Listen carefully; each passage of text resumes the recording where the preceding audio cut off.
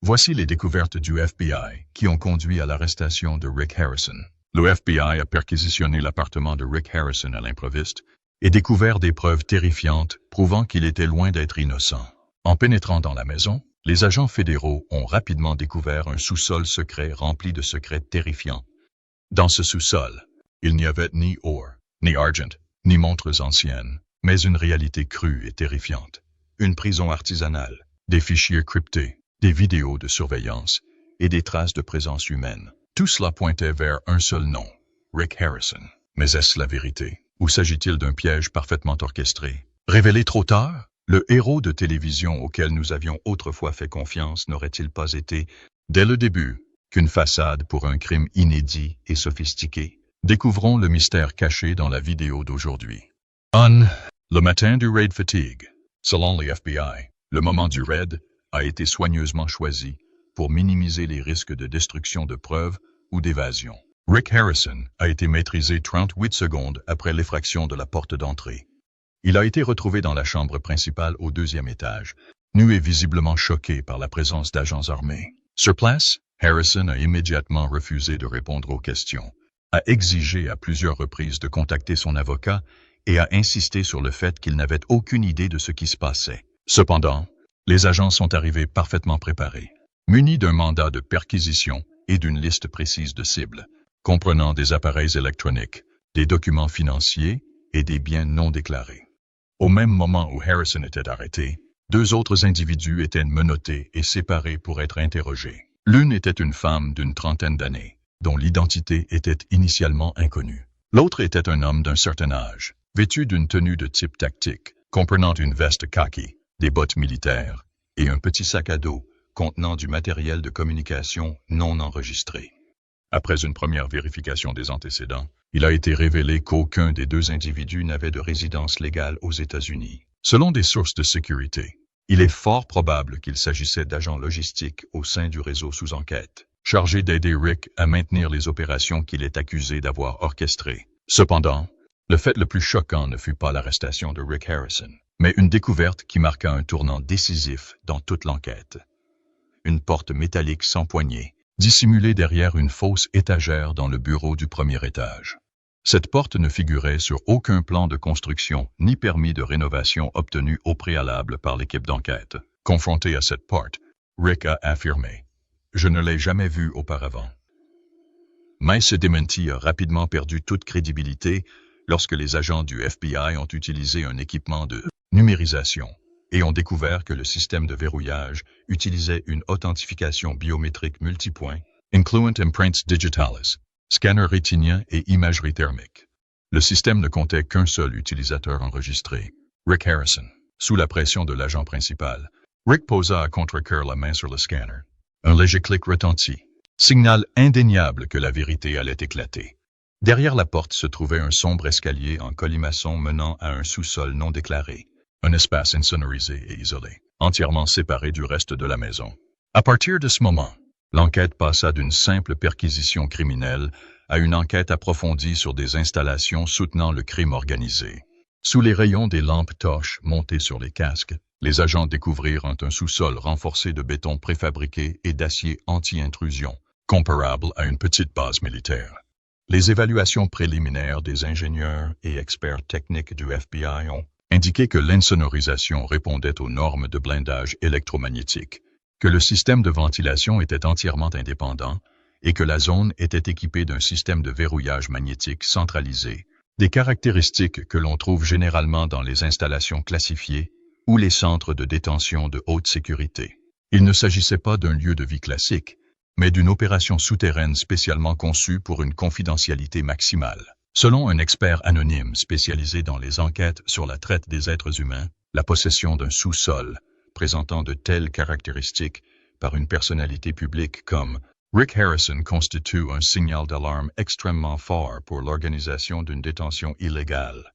En pratique, ce type d'installation sert souvent de centre de transit, de lieu de détention temporaire pour les victimes ou de lieu de stockage d'actifs illicites. Ce qui attendait l'équipe d'enquête au sous-sol, notamment des appareils électroniques, des enregistrements cryptés et des signes de séquestration potentiels, allait marquer le début de l'une des plus vastes enquêtes de la carrière de nombreux agents du FBI présents ce jour-là. À l'issue de la perquisition, la maison entière fut bouclée, et des équipes de police scientifique, des spécialistes du numérique et des unités de lutte contre la traite des êtres humains furent appelés en renfort plus tard dans la matinée.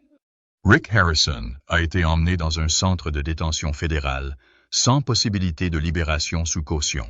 Les preuves saisies, initialement cataloguées et cryptées, comprenaient des dizaines de périphériques de stockage, des documents financiers, des objets suspects soupçonnés d'être de la contrebande et, surtout, des images du système de surveillance interne. Selon les FBI, ces images pourraient modifier radicalement la portée de l'affaire. Structure du bunker souterrain et preuves matérielles. Immédiatement après avoir découvert la porte secrète menant au sous-sol, l'équipe des opérations spéciales du FBI a fait appel à une équipe technique spécialisée, supplémentaire de la division de lutte contre la traite des êtres humains et de gestion des scènes de crimes complexes. Bien que l'équipe ait contourné la serrure biométrique à empreinte digitale qui nécessitait les identifiants de Rick Harrison, la porte a révélé de nombreux dangers potentiels. Des experts médico-légaux, entièrement équipés d'équipements de protection, de dispositifs de détection biologique et d'outils de détection de gaz toxiques et de radiation, ont pénétré prudemment dans l'espace. Selon les protocoles standards du FBI, toute structure souterraine au sein d'une propriété résidentielle dont la fonctionnalité est inconnue est considérée comme un site potentiel pour la présence de produits chimiques dangereux, de systèmes de détention ou de matières illicites. L'espace sous la demeure de Harrison ne ressemblait en rien aux caves à vin, aux réserves ou aux lieux de divertissement que l'on trouve habituellement dans les quartiers aisés de Las Vegas. D'une superficie estimée à 300 mètres carrés, soit près de la moitié de la superficie du rez-de-chaussée de la maison, le bunker se composait de 3 sections principales. Une zone opérationnelle, une zone de stockage et une zone de détention. Chaque surface était en béton brut, dénuée de toute décoration et de toute fenêtre. L'éclairage provenait principalement d'ampoules fluorescentes fixées directement sur des cadres en acier au plafond, créant une atmosphère froide et industrielle, rappelant les laboratoires fermés ou les centres de données militaires. Dans la zone des opérations, conçue comme un centre de commandement, les agents découvrirent une longue rangée de pupitres de contrôle. Chaque bureau abritait 2 à 4 moniteurs de surveillance fixes, soit plus de 6 écrans fonctionnant indépendamment. Certains diffusaient des images en direct de caméras situées dans le jardin, le garage ou le sous-sol. Cependant, au moins 6 écrans diffusaient des images provenant de lieux non identifiés, de pièces ne faisant aucunement partie de la maison. Selon un analyste de surveillance du FBI, il pourrait s'agir de flux provenant d'autres propriétés utilisées pour des détentions illégales ou comme plateforme de transfert indirectement liée à Harrison. Sur les pupitres de contrôle, les agents ont découvert un ensemble de dispositifs de cryptage de signaux, des routeurs sans fil de qualité militaire, un serveur autonome conçu pour résister aux tentatives de piratage et un coffre-fort électronique particulièrement remarquable encastré dans le sol. À l'intérieur, ils ont découvert 12 clés USB, 5 SSD et 2 cartes mémoire spécialisées, couramment utilisées dans les équipements d'espionnage. Toutes ces données ont été scellées et transférées au Centre fédéral de criminalistique numérique pour extraction. Selon les déclarations préliminaires d'un enquêteur principal, ces appareils contenaient probablement plus que des données personnelles. Ils étaient décrits comme le cœur du réseau, détenant les preuves de nombreuses années d'exploitation. Dans la zone de stockage adjacente, des étagères industrielles en acier étaient disposées en rangées parallèles, chacune étiquetée avec des codes et des symboles, suggérant un système de classification organisé. Parmi des centaines de boîtes de stockage, on trouvait plus de 200 anciens disques durs, principalement des modèles de Onto et Dutu, stockés dans des sacs antistatiques. Les agents de la police scientifique ont rapidement identifié ces disques comme des archives de données secrètes, un dépôt où Harrison et ses associés stockaient des vidéos, des enregistrements et des images indésirables sur des plateformes cloud. Il est à noter que tous les disques durs étaient étiquetés avec des codes chiffrés, tels que E4DIX9K ou SLV923, sans explication claire. Les experts en cryptographie du FBI ont émis l'hypothèse qu'il s'agissait de codes de classification basés sur des localisations géographiques, des dates de transaction ou des identifiants de victimes. Cependant, le décryptage complet des données prendrait du temps, car les clés étaient protégées par un chiffrement AES 256 et des mesures biométriques. L'une des découvertes les plus effrayantes a été enregistrée dans la zone de détention, aménagée en cellules d'isolement improvisées. La pièce mesurait environ 15 mètres carrés, avec des murs en béton revêtus de matériaux insonorisants spéciaux. Elle ne bénéficiait d'aucune lumière naturelle ni de caméras internes, mais disposait d'un système de ventilation indépendant et d'une serrure actionnable uniquement de l'extérieur. À l'intérieur se trouvait un cadre de lit métallique soudé au sol, un seau en plastique censé servir d'unique dispositif sanitaire et une chaîne en acier de 1,2 mètre boulonnée au mur. Sur la chaîne, les agents ont trouvé un bracelet en tissu effiloché, appartenant peut-être à une femme ou à un mineur, sous une lampe ultraviolette.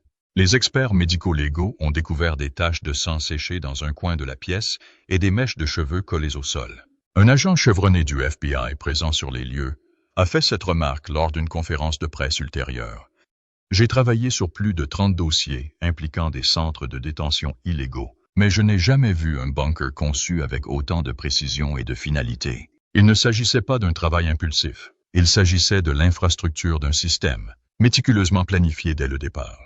Les premières conclusions de l'équipe d'enquête ont indiqué que le bunker avait été construit non seulement pour échapper à la détection, mais aussi pour dissimuler des individus, stocker des données sensibles et gérer des opérations à distance. D'un point de vue juridique, les preuves trouvées dans le bunker ont apporté des preuves cruciales que Rick Harrison était probablement le cerveau, l'opérateur et le superviseur d'une activité criminelle organisée. En vertu du droit fédéral américain, la construction et l'utilisation de lieux de détention illégaux suffisent à établir des accusations de séquestration.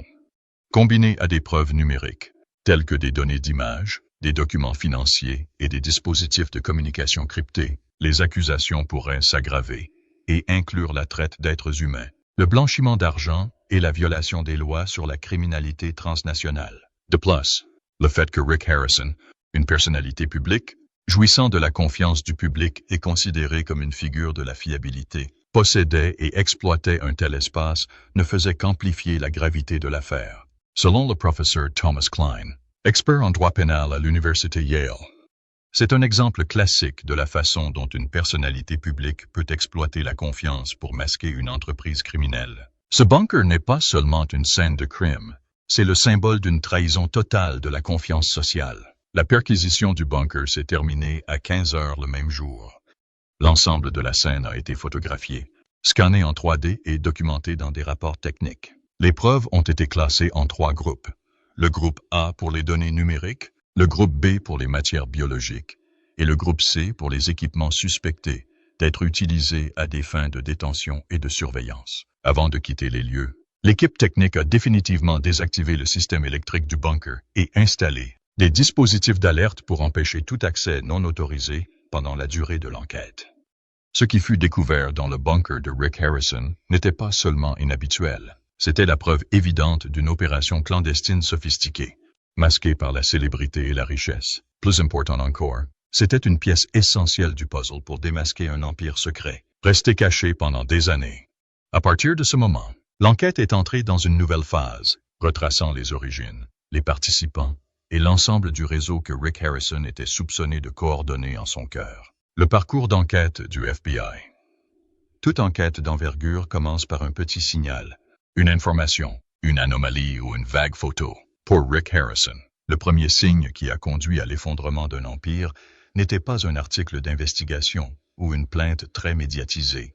Tout a commencé par un courriel, un message apparemment perdu parmi les milliers de lettres anonymes que le FBI reçoit chaque mois. Mais cette fois, le contenu n'était pas que des accusations sans fondement. Il était détaillé. Ils étaient structurés. Et surtout, ils incluaient une photo. Le courriel était adressé à l'agent spécial Leah Cortez, membre chevronné du bureau du FBI à Las Vegas. L'objet du message indiquait « Pawn Star n'est pas ce qu'il paraît ». Le contenu était bref et mal rédigé, mais comprenait une pièce jointe. Une photo floue de Rick Harrison assis dans un bar luxueux, face à un homme d'un certain âge aux cheveux argentés et aux lunettes noires. Cet homme n'était pas inconnu de la base de données du FBI. Il s'agissait de Roman Zavik, un ressortissant ukrainien recherché internationalement pour son implication dans des réseaux de traite d'êtres humains en Europe de l'Est et en Amérique du Nord. D'après les archives, Zavik avait utilisé plus de 7 fausses identités. et le FBI cherchait à le traquer depuis plus de 10 ans. Cette photo, un instant fugace et flou, a permis aux enquêteurs de démêler un mystère longtemps caché. Dans le courriel, l'expéditeur, se présentant comme GM, affirmait avoir travaillé dans l'équipe logistique de Rick Harrison et avoir participé à plusieurs livraisons clandestines. JM décrivait des envois à destination d'une propriété à Henderson qui contournaient les douanes, manquaient de factures et étaient surveillés par du personnel armé. La dernière phrase, glaçante, du courriel disait « Regardez au sous-sol et vous verrez ce qu'il fait vraiment ». Leah Cortez connaissait bien les informations anonymes. La plupart étaient des spams. Mais la photo de Zavik était quelque chose qu'elle ne pouvait ignorer. Cortez présenta l'email à ses supérieurs. Au début, elle hésita. Rick Harrison était une personnalité publique, une célébrité influente, dotée de relations politiques et de solides relations avec les médias. Un simple faux pas pouvait gravement nuire à la réputation du FBI. Cependant, après 48 heures de vérification, l'Unité fédérale de lutte contre la traite des êtres humains a décidé d'ouvrir une enquête préliminaire dans le plus grand secret. La première étape consistait à examiner les antécédents de voyage de Rick. Collectionneur d'antiquités et négociant à l'étranger, on aurait pu s'attendre à ce que Rick ait un riche historique de voyages internationaux. Mais la vérité était tout autre. Rick n'avait pas quitté les États-Unis depuis 5 ans. Pas de vols internationaux, pas de tampons de passeport, pas de relevé de compagnie aérienne privée. Pourtant, bien que Rick lui-même n'ait jamais quitté le pays, les comptes de son entreprise indiquaient des transactions cohérentes d'une valeur de plusieurs centaines de milliers de dollars vers des entités à Prague, Bangkok et Tijuana, des lieux signalés par le FBI comme des hauts lieux du trafic d'êtres humains. Cette contradiction a conduit les enquêteurs à émettre l'hypothèse que Rick Harrison utilisait une fausse identité ou qu'il faisait appel à quelqu'un d'autre pour son compte. Quoi qu'il en soit, la légalisation de tels fonds internationaux violait les lois sur le contrôle financier. Dès lors, le FBI a intensifié sa surveillance, notamment par le suivi des téléphones, le suivi du trafic et l'analyse des images des caméras publiques autour des propriétés de Rick. C'est là qu'un étrange schéma a commencé à émerger. Rick ne passait plus beaucoup de temps au magazine Pawn Stars. Il se rendait fréquemment dans plusieurs endroits discrets, notamment un entrepôt abandonné à North Las Vegas, un appartement de luxe à Henderson, sans locataires enregistrés, et un prêteur sur gage fermé, qui continuait d'être actif la nuit. Fait notable, Rick ne voyageait jamais accompagné. Les rencontres avaient toujours lieu après 21 heures, ne duraient pas plus de 30 minutes, et les personnes qu'il rencontrait n'arrivaient jamais ensemble. Elles arrivaient une par une, discrètement, et repartaient tout aussi discrètement. Une analyse de reconnaissance faciale par IA a révélé que parmi les individus qui accompagnaient fréquemment Rick, au moins 3 étaient liés à des réseaux criminels au Mexique, en Californie et en Floride. L'un d'eux, Eduardo L. Puma Ramirez, était soupçonné de diriger un réseau de trafic de femmes d'Amérique centrale via la Basse-Californie, Mexique et le Nevada. Bien qu'il n'y ait pas encore de preuves concrètes pour le condamner, la présence de ces personnalités dans les propriétés secrètes de Rick Harrison a renforcé les premiers soupçons de l'enquête. La phase suivante de l'enquête s'est concentrée sur les finances de Rick. Grâce aux données de transactions ordonnées par le tribunal, le FBI a découvert que Rick Harrison ne possédait pas seulement les entreprises connues de tous. En réalité, il était propriétaire ou actionnaire passif d'au moins 17 sociétés à responsabilité limitée, SRL, réparties dans 6 États américains et 3 autres pays. Nombre de ces sociétés n'avaient pas d'employés, n'avaient aucune activité commerciale réelle et enregistraient leurs adresses dans des boîtes postales ou des bâtiments abandonnés. Une société en particulier, Silverside Holdings, enregistrée aux îles Caïmans, avait perçu plus de 3,4 millions de dollars en 16 mois sur des comptes liés à des organisations précédemment mises en examen pour traite d'êtres humains et blanchiment d'argent. Simultanément, le FBI retraçait les actifs personnels enregistrés au nom de Rick, et un nom mystérieux refait surface, Eric Lane. Ce nom n'avait pas de dossier fiscal, mais possédait 4 maisons et 2 locaux commerciaux, tous situés à proximité du magazine Pawn Stars. Ces propriétés partageaient un point commun, des systèmes de sécurité haut de gamme, mais aucune résidence apparente. Certaines propriétés avaient fait l'objet de rénovations au sous-sol, selon les permis de construire, mais aucune documentation officielle n'existait concernant les structures souterraines. Une avancée majeure a eu lieu fin 2022 lorsque Kyle Mason, un ancien employé de Rick's, a décidé de coopérer avec les enquêteurs. Mason, ancien responsable des stocks du prêteur sur gage, avait été brutalement licencié après avoir interrogé des transactions nocturnes et des clés USB échangées entre Rick et des hommes en costume noir. Après son licenciement, Mason a secrètement enregistré les plaques d'immatriculation, surveillé les horaires des réunions et même installé une caméra cachée dans l'entrepôt. Les preuves fournies par Mason ont joué un rôle déterminant dans l'obtention d'un mandat de perquisition pour la propriété principale de Rick, une maison de maître à Henderson avec un sous-sol dissimulé. À partir de ce moment, l'enquête est passée à la phase d'exécution. Une équipe spéciale a été constituée, composée d'experts en criminalité financière, d'unités spécialisées dans la lutte contre la criminalité high-tech et d'une équipe d'intervention tactique. Le plan d'intervention a été minutieusement élaboré à partir de données de drones, d'images satellites, de modèles 3D du manoir et de schémas de ses systèmes électriques et de plomberie. Le FBI ne pouvait pas se permettre de laisser Rick détruire des preuves.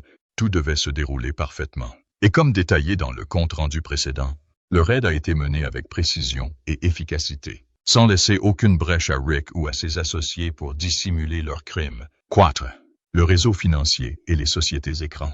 Lorsque les agents du FBI ont commencé à fouiller dans le monde financier de Rick Harrison, ils ont rapidement compris qu'il s'agissait de bien plus qu'un simple homme gagnant de l'argent grâce à la télé-réalité et aux antiquités. Ils ont découvert un réseau d'entités juridiques, apparemment voué à la dissimulation, conçu avec un niveau de sophistication et de complexité bien supérieur à celui d'un seul homme d'affaires. Sur le papier, Rick ne possédait qu'une poignée d'entreprises connues liées aux prêteurs sur gage, aux promotions télévisées et aux services de vente aux enchères.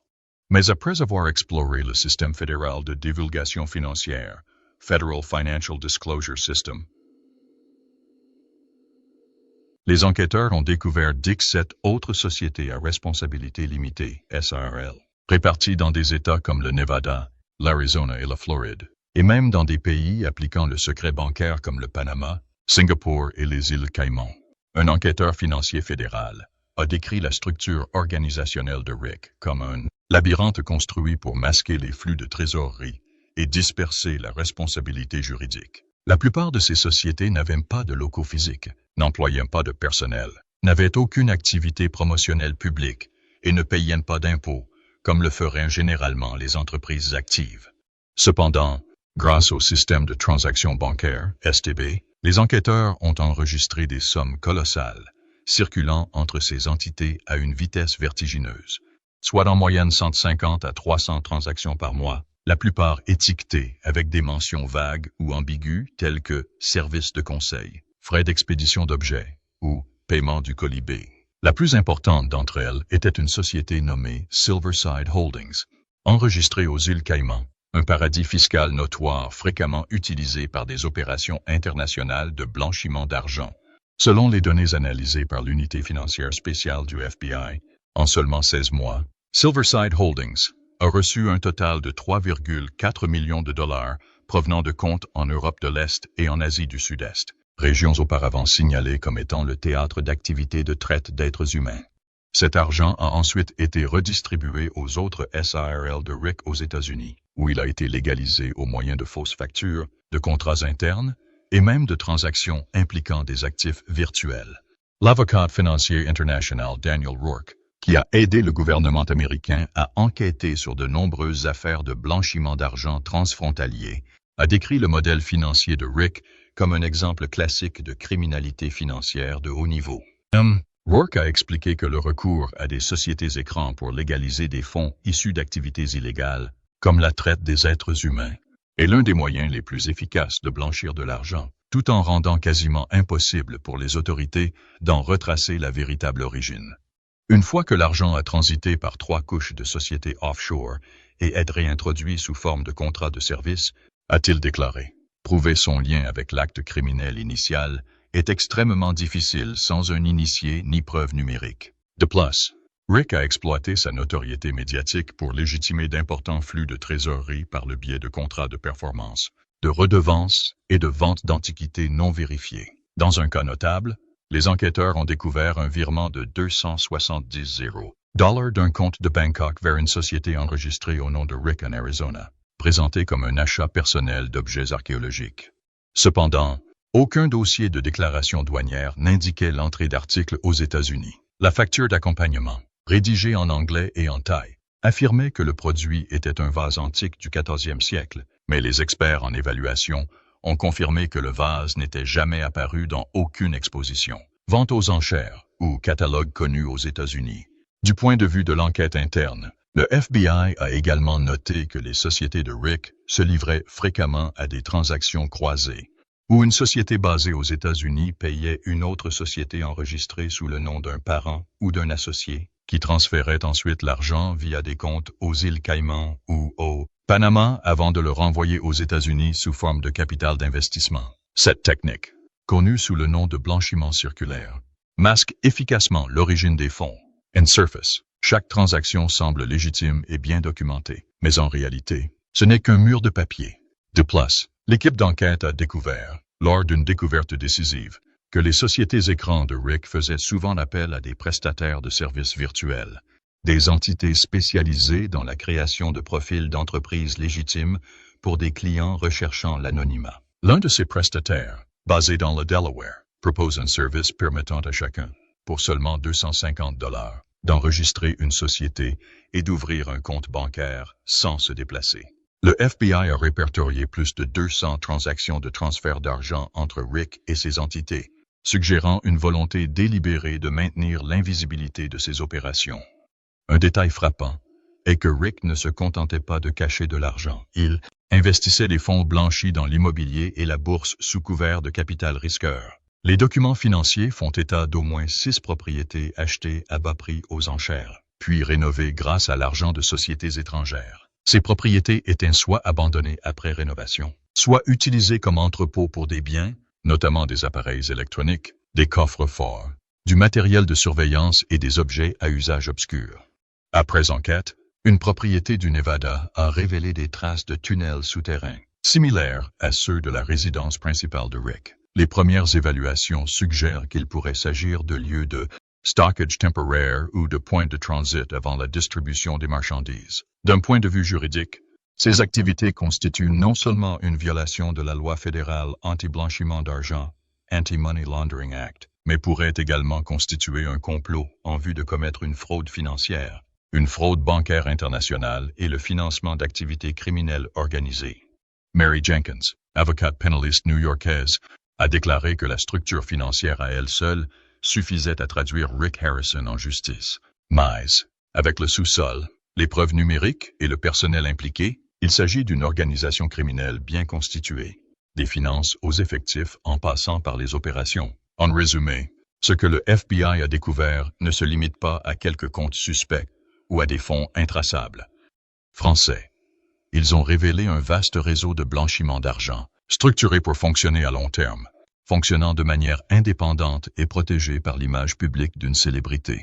C'était le masque le plus sophistiqué de Rick Harrison, et l'élément clé pour prouver qu'il n'était pas seulement impliqué, mais l'architecte central de l'ensemble du système criminel sous enquête. La transformation de Rick Harrison, avant de devenir le point central de l'une des enquêtes criminelles les plus complexes de la décennie, Rick Harrison était un symbole de simplicité, de proximité et de fiabilité, un homme d'âge moyen passionné d'histoire, doté d'un sens aigu de la négociation et d'un sens de l'humour rustique.